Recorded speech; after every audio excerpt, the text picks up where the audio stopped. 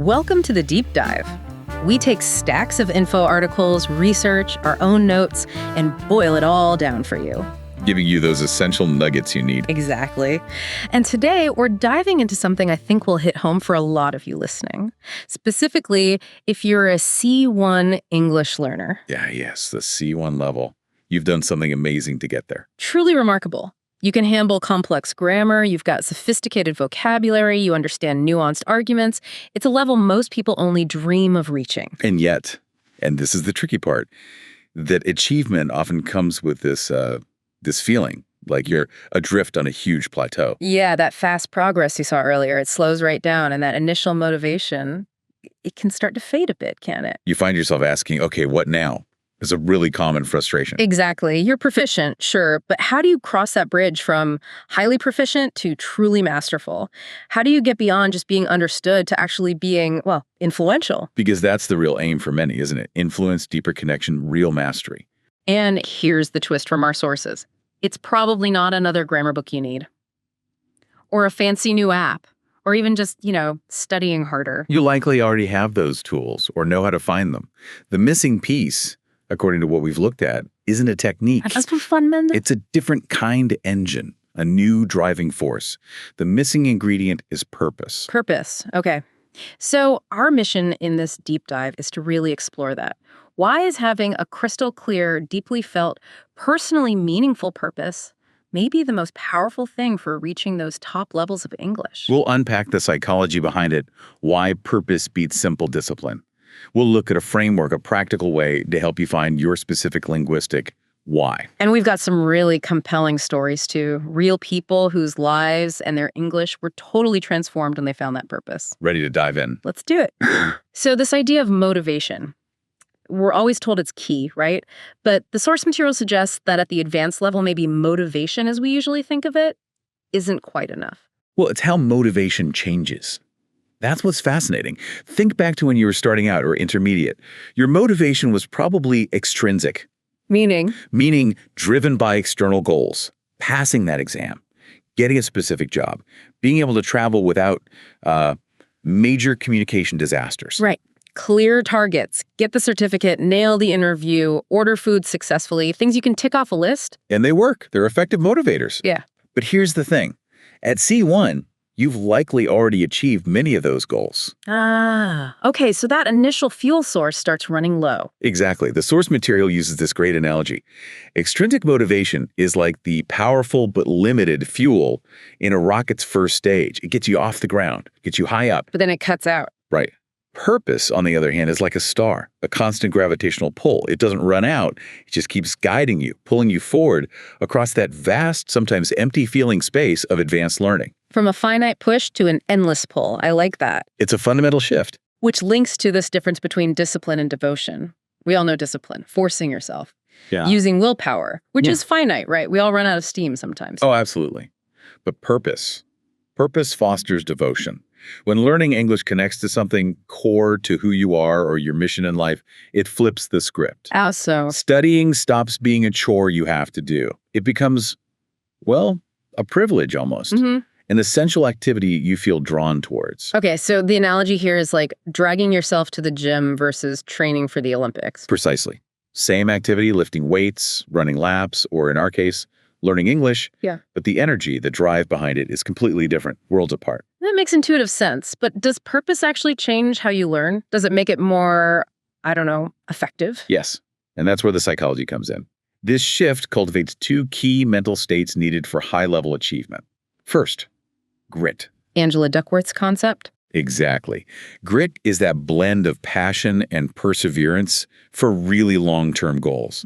And let's face it, the C1 to C2 journey, it's long, it can be frustrating, there are plateaus. Definitely. Times when you feel like you're not improving at all. And without a strong why, that's often when people give up. But a powerful purpose, that's your ultimate source of grit. It keeps you going through those tough patches. Okay, so grit keeps you in the game. What's the second superpower? The flow state.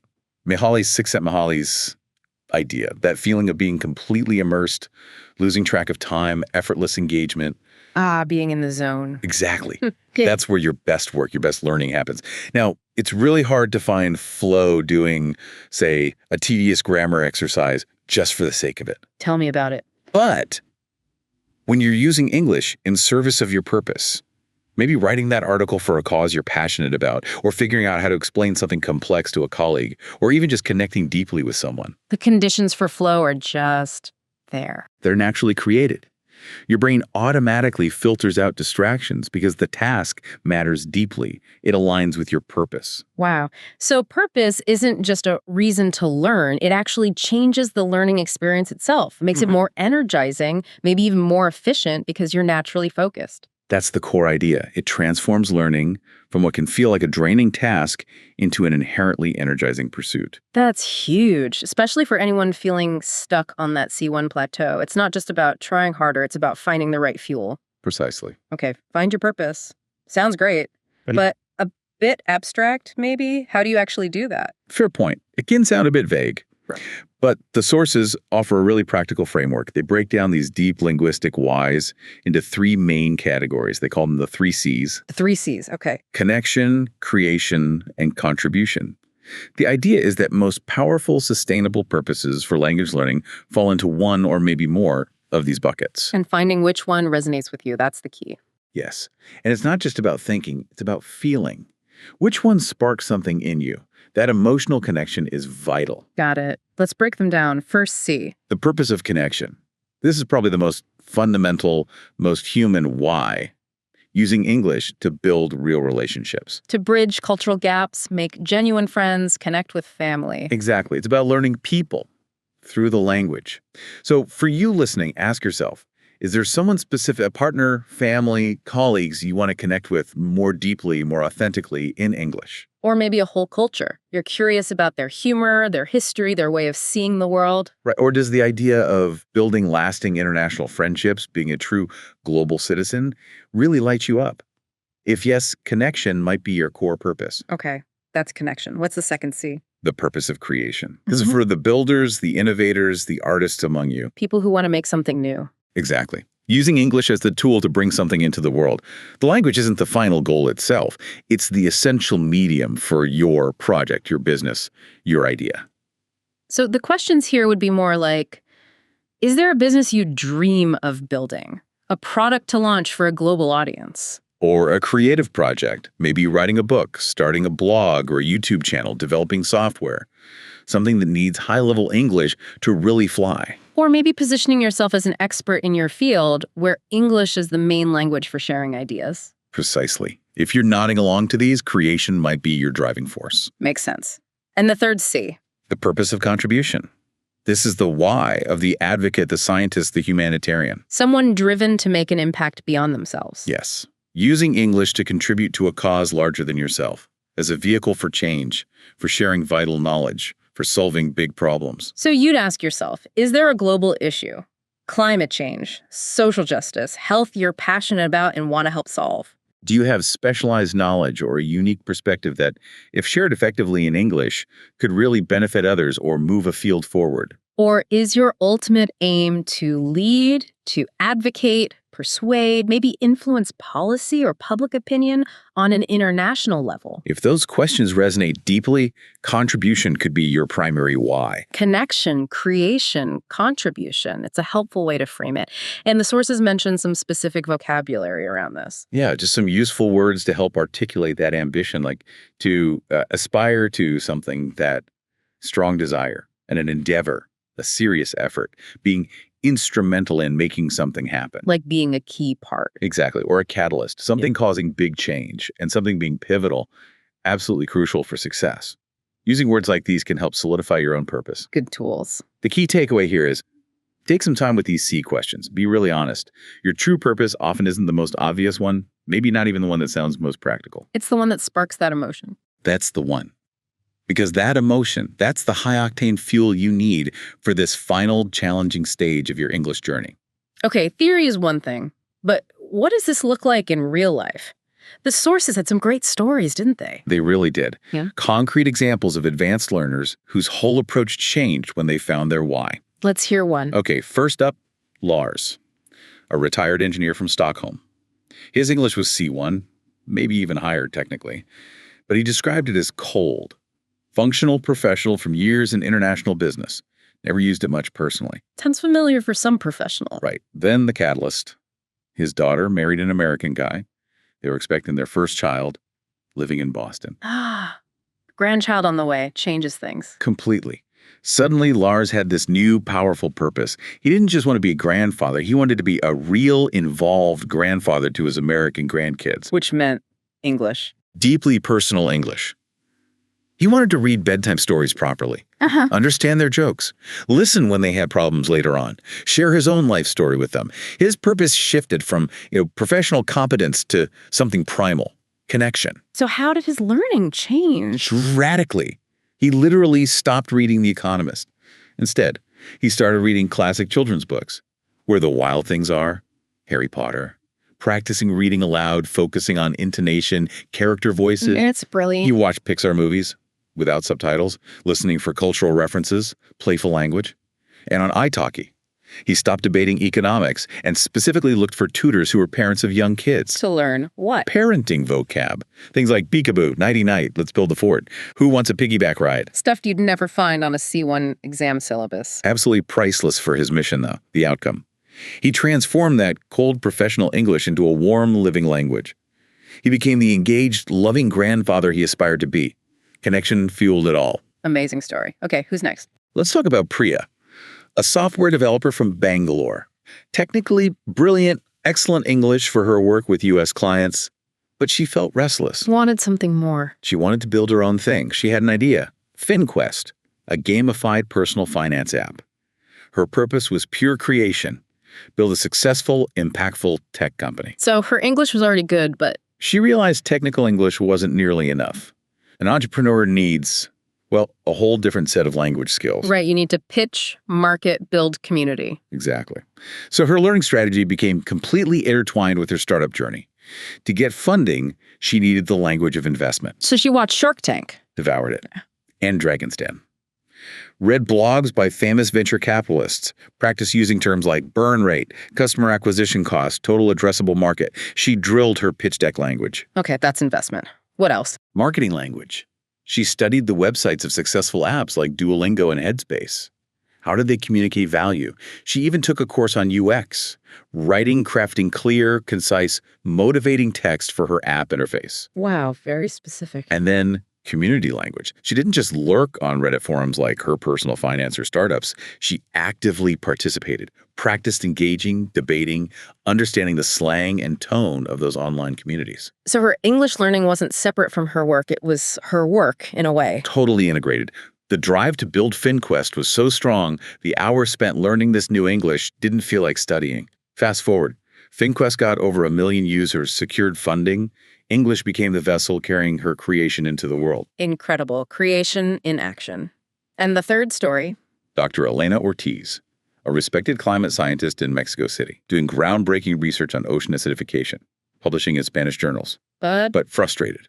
She saw global policy discussions happening, important decisions being made, often without reference to her team's crucial data. Because it wasn't accessible or communicated effectively in English? Precisely. Her purpose became crystal clear and urgent. Contribution. She needed to get her work onto the world stage, communicate it effectively, persuasively, to actually shape policy and protect the oceans. That's a huge ambition. And a scary one, probably. Especially because it meant tackling her biggest fear, public speaking, in English, on high-stakes platforms. Well, yeah. She knew just translating her scientific papers wasn't enough. Policymakers, the public, they need more. She needed to be persuasive. Tell a story with the data. So her learning became a public speaking boot camp. Essentially, yes. She joined Toastmasters, gave speeches constantly, getting feedback. But she didn't just practice. She studied the masters. She deconstructed TED Talks by great science communicators, Hans Rosling, Katherine Hayhoe. How did they use analogies? How do they structure their arguments? How do they connect emotionally? She studied rhetoric, too. Absolutely. Things like the rule of three, rhetorical questions, effective calls to action. She rehearsed her upcoming conference presentations, relentlessly focusing not just on words, but on pauses, intonation, even gestures. Preparing for battle, almost. It felt like it. Yeah. Then came a major UN climate conference. She wasn't just presenting data. She was there as an advocate. She started her talk not with a complex graph, but with a powerful photo of a bleached coral reef she'd taken herself. Wow. And she said, "This is not a potential future. This is a photograph I took 6 months ago. We're not on the edge of the crisis. We were in the heart of it." Chills. Apparently, it had a huge impact. Her talk generated significant buzz, led to interviews, new collaborations. Her purpose contribution gave her the grit to overcome her fear and learn not just the English of science, but the English of influence. Those stories are incredibly powerful. They really show how purpose isn't just, a nice feeling. It actually directs your learning. Exactly. It acts as a strategic filter. Once you know your why, you know what to focus on. And, just as importantly, what you can probably ignore or spend less time on. So it makes your learning more efficient. Absolutely. You tailor your strategy to your specific purpose. Let's recap how that might look based on the 3 C's. Okay, so if your purpose is primarily connection, Then your focus should be things like dialogue skills, understanding cultural nuance, storytelling, active listening, learning idioms, and more informal language. and your activities. Prioritize things like one-on-one language exchanges, italki, hello talk. Join social clubs or hobby groups where you can interact with native speakers naturally. Watch character-driven TV shows and movies. Read fiction, memoirs. And success looks like. The quality and depth of the relationships you're able to build using English. That's your metric. Makes sense. Okay, what if your purpose is creation? Then your focus shifts.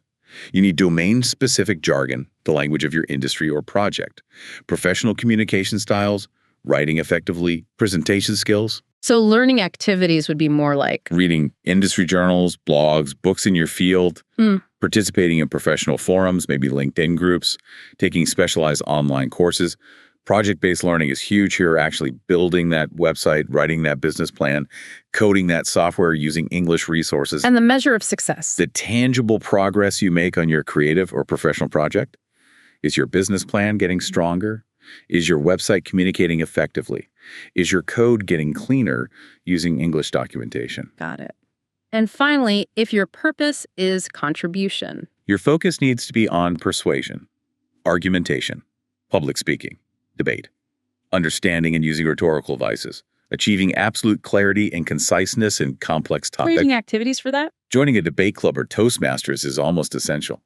Deconstructing great speeches, TED Talks, political speeches, reading high-quality nonfiction, opinion pieces, editorials, practicing writing persuasive essays, maybe letters to the editor, policy briefs. And success is measured by Your ability to actually influence opinion, to win a debate, to inspire someone to take action based on your communication. connection, creation, contribution. Knowing which one drives you helps you pick the right tools, the right path forward.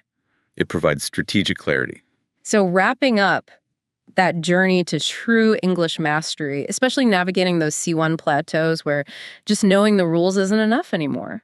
It's long. It really is. And technical skill alone often isn't enough to keep you going or guide your efforts effectively. You need that North Star. And purpose is that North Star. It gives you that boundless energy to keep going when things feel slow or frustrating. And it gives you the focus, the strategic clarity to work on the right things for your goals. Exactly. It transforms English learning from just an academic exercise, something you have to do, into something integral to living a life that feels meaningful and impactful to you. So the final thought for everyone listening, the question to maybe sit with for a while is, why? Why are you really on this journey? Is it ultimately about forging that deep bond with another person of the culture? Is it about bringing something entirely new into the world, building something only you can build? Or is it about lending your voice, your skills, your knowledge to a cause that could make a real difference? Find your answer. Maybe even write it down. Let that be the blueprint for this next crucial chapter of your learning. Because once your English is truly connected to your purpose, it stops being just a language you're learning. It becomes the voice of your ambition, the vessel for your creativity, and the tool you use to build your most authentic, impactful, and successful life in English.